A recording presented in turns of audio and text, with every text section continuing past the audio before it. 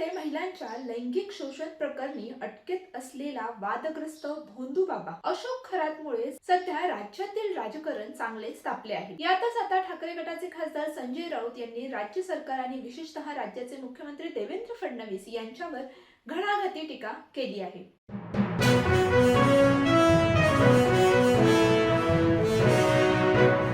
नाशिक शहरातील गल्लोगल्ली दहशत निर्माण करणाऱ्या तथाकथित भाईंना जसा पोलिसांनी कायद्याचा बालेकिल्ला दाखवला, तसाच धाक आता हाय प्रोफाईल भोंदू बाबा अशोक खरात यालाही दाखवण्यात आला आहे। पोलीस कारवाईनंतर अशोक खरात यांची अवस्था बिकट झाल्याचे समोर आले असून त्यांना नीट चालणेही कठीण झाले आहे। कायद्याचा बालेकिल्ला अशी भाषा करणाऱ्या या भोंदू बाबाची अखेर पोलीस कोठडीत रवानगी करण्यात आली। दरम्यान 2 महिलांनी शोषणाच्या तक्रारी दाखल केल्यानंतर त्याच्या विरोधात आता एकूण 3 गुन्हे दाखल करण्यात आले आहेत आणि या प्रकरणामुळे नाशिकमध्ये मोठी खळबळ उडाली आहे। तसेच पोलीस पुढील तपास देखील करत आहेत।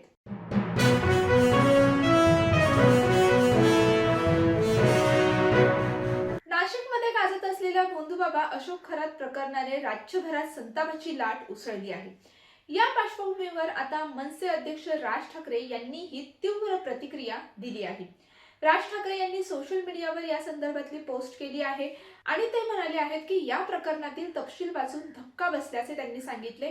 हे सगळं वाचून अक्षरशः अस्वस्थ वाटलं असे ते म्हणाले। काही दिवसांपूर्वी गुढीपाडवा मेळाव्यात त्यांनी महाराष्ट्राच्या समृद्ध परंपरेचा उल्लेख केला होता।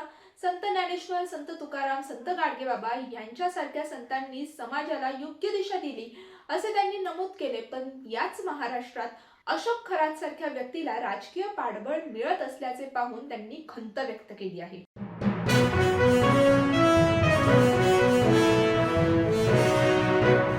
घरगुती गॅस सिलेंडरच्या वितरणात महत्त्वाचा बदल करण्याचे सरकारने ठरवले आहे।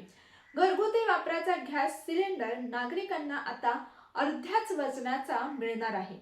घरगुती वापराचा गॅस सिलेंडर 14.2 किलोच्या प्रमाणात नागरिकांना देण्यात येतो, मात्र आता हा घरगुती वापराचा गॅस 8 ते 10 किलोच्या प्रमाणात नागरिकांना देण्यात येणार आहे। सिलेंडर तोच राहणार आहे, मात्र त्यामध्ये गॅस 8 ते 10 किलोच्या प्रमाणात भरण्याचे आदेश गॅस कंपन्यांना देण्यात आले आहेत।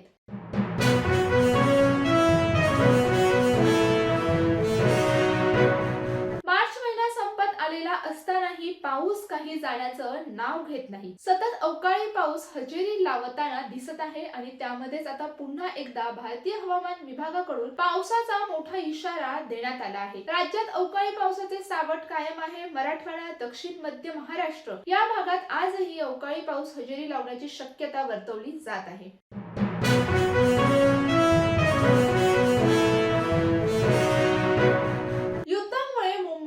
क्रॉफर्ड मार्केटमध्ये आयात होणारा सुकामेवा आणि इतर विदेशी वस्तूंवर मोठा परिणाम झाला आहे। आवक कमी झाल्याने इराणी पिस्ता, खजूर, पाईन नट्स यांसारख्या पदार्थांच्या किमतीवर मोठी वाढ झाली आहे। पिस्ता, खजूर आणि इतर सुकामेव्यांचे दर 200 ते 400 किलोंनी वाढले आहेत।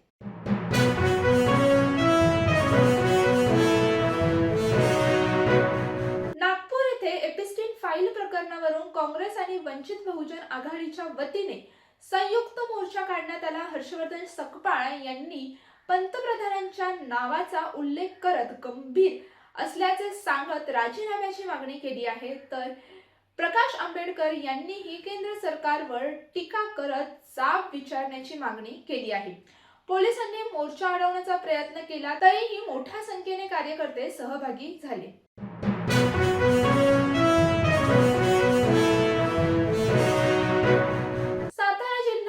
निवडणुकीनंतर सुरू असलेला राजकीय वाद आता विधानसभेतही तापला आहे। ठाकरे गटाचे आमदार अनिल परब यांनी सत्ताधारी शिंदे गटावर तीव्र टीका करत सवाल उपस्थित केला आहे की जर मंत्र्यांनाच पोलीस मारत असतील, कार्यकर्त्यांवरच हल्ले होत असतील, तर सामान्य नागरिकांना सरकारकडून काय संरक्षण मिळणार असा सवाल उपस्थित केला आहे।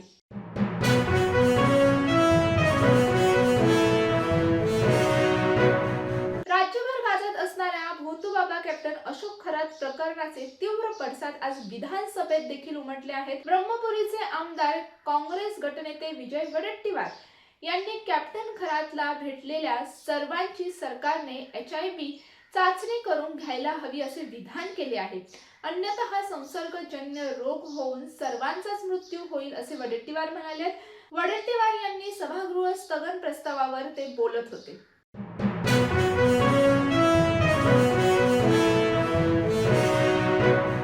झिम्मा मालिकेचा तिसरा भाग झिम्मा 3 प्रेक्षकांच्या भेटीला येणार असून त्याची रिलीज डेट 1 जानेवारी 2027 जाहीर करण्यात आली आहे.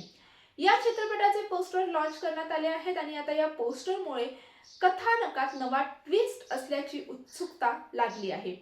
त्याचबरोबर तिसरा आहे या टॅगलाईनमुळे प्रेक्षकांमध्ये देखील या चित्रपटाची चर्चा चांगलीच रंगली आहे.